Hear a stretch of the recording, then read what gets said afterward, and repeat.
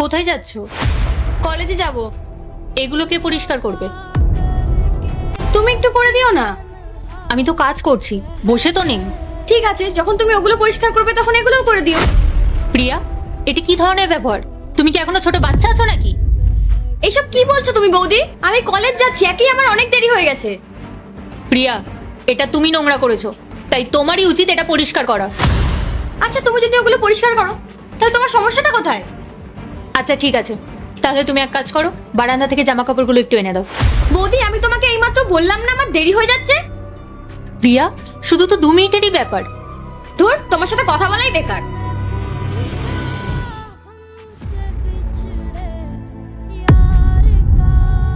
কি ব্যাপার, মুখটা এরকম ভারী করে বসে আছো কেন? ইন্দ্র, তোমার বোনের সমস্যাটা কি বলো তো? ও যে আমার সাথে ব্যবহার করে না, আমার ধৈর্যের বাঁধ ভেঙে গেছে। বাড়ির সব কাজ আমাকে একা হাতে সামলাতে হয়। যদি একটু ভুল করে ওকে বলি, প্রিয়া এটা একটু করে দাও তো, তাহলে 1000টা বাহানা শুরু করে দেয়। আমাকে যদি একটু একটু কাজে সাহায্য করে দেয়, তাহলে সমস্যাটা কোথায়? তোমরা কি আবার কোনো ঝামেলায় জড়িয়েছো? আমি কিছুই করিনি, যা করা তোমার বোনই করেছে। ও তো সবসময় সুযোগ খোঁজে কি করে আমার সাথে ঝামেলা করবে। আমি যে ওর থেকে বড়, সেই সম্মানটুকু তো আমাকে দেয় না কখনো। কি যাতা বলছো এসব? আমি ঠিকই বলেছি ইন্দ্র। প্রিয়া তো এখন ছোট, ও যদি কোনো ভুল করো ওকে একটু বুঝিয়ে বলো। কেন সবসময় আমাকেই কেন বোঝাতে হবে? সবকিছুতে কি আমি স্যাক্রিফাইস করব? ওফ পূজা, এত ছোট ছোট বিষয় নিয়ে কেন যে অশান্তি করো আমি কিছু বুঝতেই পারি না। আমি অশান্তি করছি? গিয়ে তোমার বোনকে কিছু বলো। ও, সবসময় তো তোমার কাছে তোমার বোনই ঠিক আর আমিই ভুল।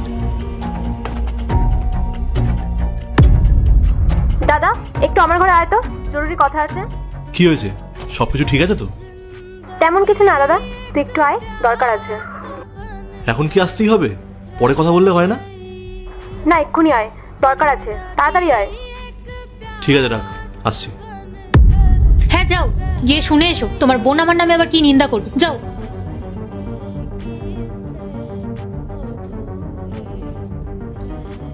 কি হয়েছে, কেন ডেকেছিস?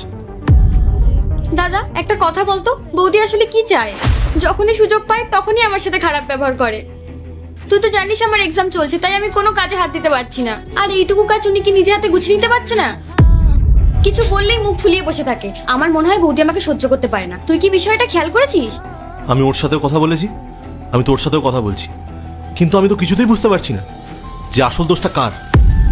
তুই যদি বুঝতে পারিস যে আসল দোষটা কার, তাহলে আমাকে বলে দে। আমি খুবই ক্লান্ত, সারাদিন গরমের মধ্যে কাজ করে আমি বাড়ি ফিরি, আর যখন বাড়ি ফিরে এসে দেখি তোদের মধ্যে অশান্তি লেগে আছে, তখন কার ভালো লাগে বলতো?